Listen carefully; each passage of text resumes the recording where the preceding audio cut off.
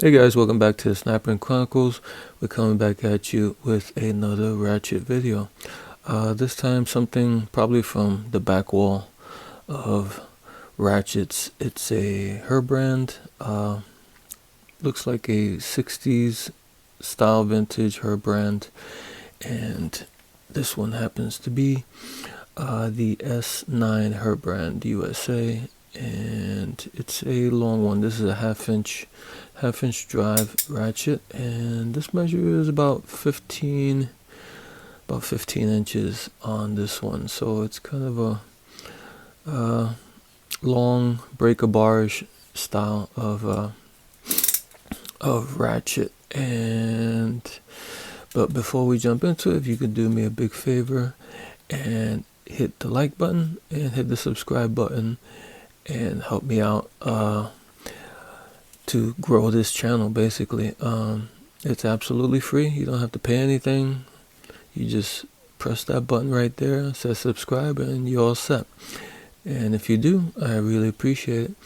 Okay, this Herbrand here, like I said, this came along I think after they got bought up in the early 60s. A company called Kelsey Hayes, according to Alloy Artifacts. Give my footnote there for Alloy Artifacts. You guys want to know about tools, look up tools, any brands, go to Alloy Artifacts. They have a lot of information there. And as I was saying, Herbrand was bought by a company called Kelsey Hayes, which had bought Utica and eventually bought Bonnie in the mid 60s. And that's why, if you look here real close, you're going to see this Bonnie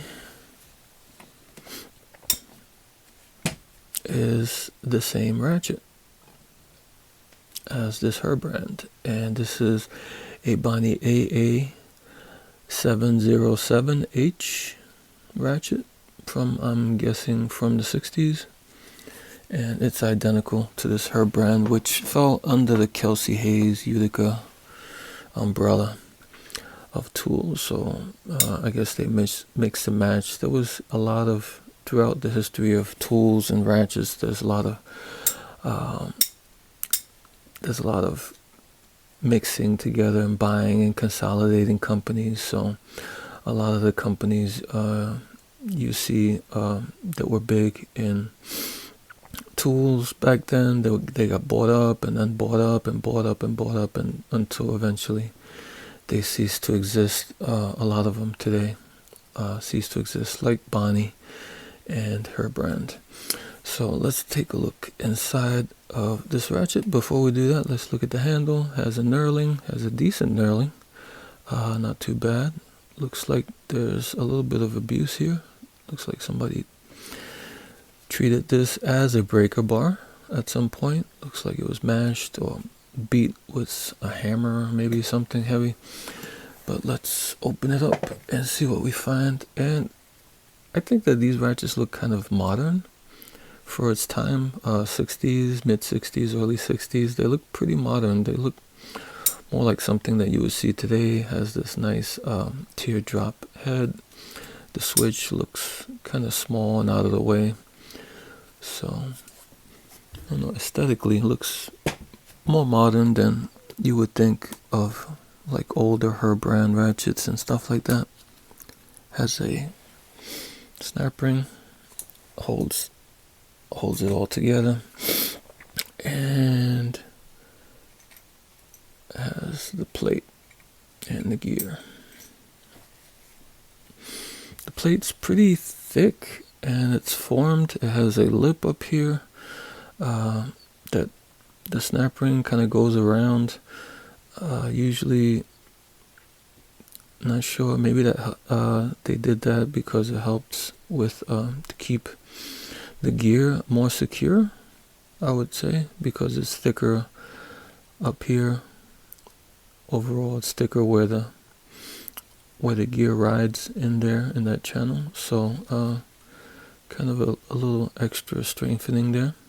And it has a hole for the pawl. The pawl has a little extension that goes in the hole to I guess gives that a little bit more leverage also. Here's the gear. This is 36 teeth. This is what that looks like. Bolt detent looks pretty big. Well centered there. Looks pretty beefy. Like I said, it has like that little extra depth there for the plate to ride in. That little extra height on the plate. And also in the back they have kind of this ring. I guess helps protect also the mechanism from wearing out too much from spinning on it. I guess these are replaceable. If these get worn, you can just pop them out and pop a new one in, and that will keep the wear and tear down on the Ratchet itself, which is a good feature, I guess. I've seen older snap-ons, they have that also. They have a ring there to, I guess, protect that surface here from wearing out from this piece sticking out and rubbing a lot against it. And the tricky part here is going to be the pawl. The pawl, there's the ball and spring rides in kind of a channel. You see the channel there? So I would get all the way to the edge here, and when it balances on the edge, you just pull it out. Be careful with the ball because it wants to shoot out, and this is what the pawl looks like. It's like kind of a smallish pawl, I guess, for the size of the Ratchet. But it has a protrusion here that sticks, like I said, into the plate, and in the back it has the hole for the switch, and on the bottom it has flat sides but rounded edges to, I guess, keep the ball in place or whatever there. And that's what that looks like. It has 2 teeth per side on it. And here's the ball. Kind of small for this size of Ratchet. And the spring in the hole there, and the switch. The interesting thing about the switch, let me see if you can see it, but the switch has a little snap ring around the edge there. You see it? That holds it in place. And for the sake of time, I'm not gonna take that snap ring off, but you see it there. And if you're inclined to want to totally take this apart, you have to get that snap ring off there with some needle nose or something, and you can take out the switch from the front. But that's how it's put together. And this is going to be a little bit fun, but to put this back together, you get the ball on the spring like that. Then make sure you orient your pawl correctly. The hole goes in the back, and then you try to mash it again, mash the ball down, and keep your switch oriented to where it's gonna fit the hole in the back correctly. Let's see if this.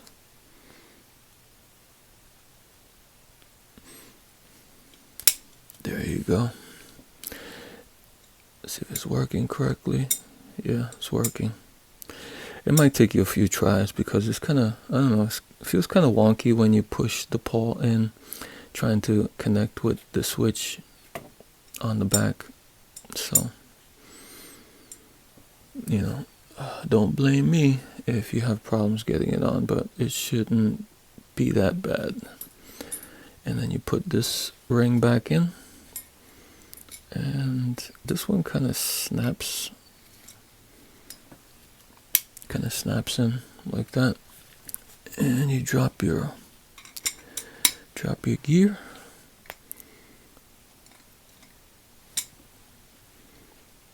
This is what it looks like when it's ratcheting.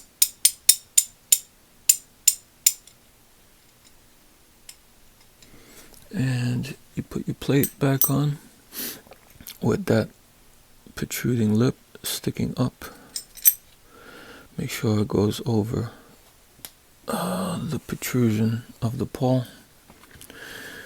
And now you take your ring again.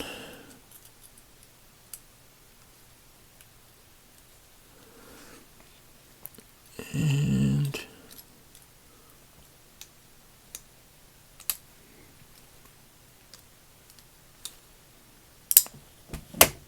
oops.